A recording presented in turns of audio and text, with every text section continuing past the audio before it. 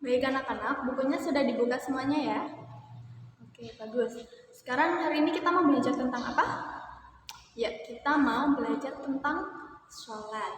Oke, jadi ibu rasa kalian udah nggak asing lagi sama yang namanya sholat kan? Karena sholat merupakan salah satu ibadah yang pasti kalian lakukan setiap hari. Oke, sekarang ibu mulai dulu dari pengertian sholat.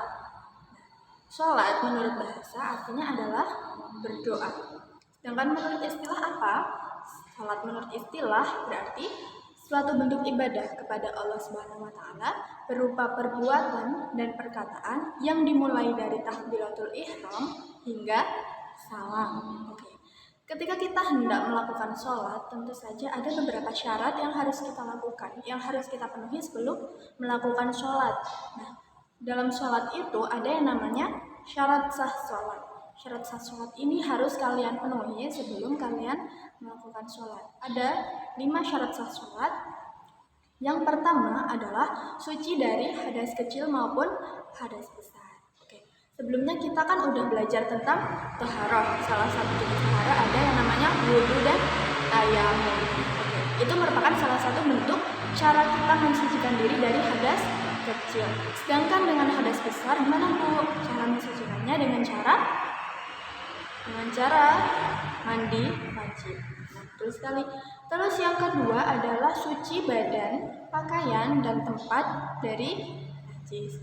Tentu saja kalau kita mau sholat, setelah kita taharah, setelah kita mensucikan badan, pakaian yang harus kita gunakan ketika sholat harus bersih, terhindar dari najis. Begitu juga tempatnya harus yang terhindar dari najis, yang suci.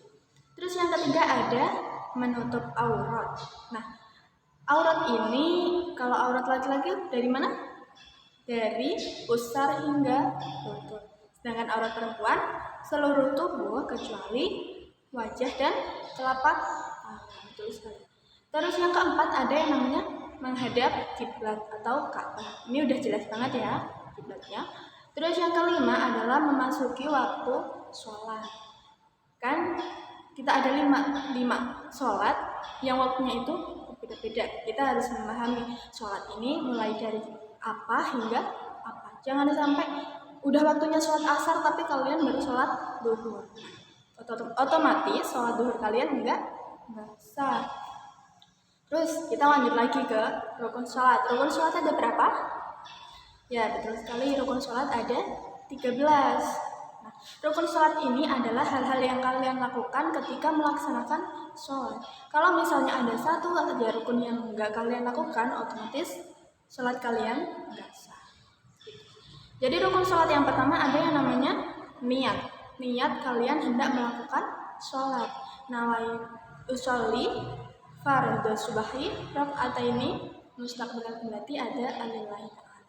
Saya niat sholat subuh 2 rakaat menghadap kiblat karena Allah Ta'ala.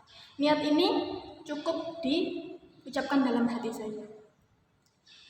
Kalau mau dilafalkan boleh, tapi hukumnya sunnah. Yang penting kalian dalam hati sudah niat, aku mau melakukan sholat. Sholat apa? Sholat subuh 2 rakaat. Niat ini dibarengi dengan takbiratul ihram. Terus yang selanjutnya ada berdiri tegak bagi yang mampu. Bu, misal aku habis kecelakaan, kakiku patah, nggak bisa berdiri, gimana? Nah, boleh sholat sambil duduk. Kalau misalnya duduk nggak bisa, sholat sambil berbaring. Kalau sampai berbaring nggak bisa, sholat pakai kedipan mata. Kalau kedipan mata nggak bisa, sholat pakai hati. Kalau dengan hati nggak bisa, berarti disolati. Yang selanjutnya ada yang namanya takbiratul ihram. Sudah jelas ya, takbiratul ihram Allahu Akbar sambil mengangkat kedua tangan. Oke. Selanjutnya adalah membaca surat Al-Fatihah di tiap-tiap rakaatnya. Setelah itu ada rukuk dengan tumakninah. Setelah rukuk i'tidal dengan tumakninah, jangan lupa. Lalu ada sujud 2 kali dengan tumakninah. Setelah itu setelah sujud duduk di antara 2 sujud dengan tumakninah. Lalu ada duduk tasyahud atau tahiyat akhir dengan tumakninah. Setelah itu membaca tasyahud akhir. Setelah membaca tasyahud akhir, membaca sholawat Nabi pada tasyahud akhir. Setelah sholawat Nabi, salam, membaca salam. Terus yang terakhir adalah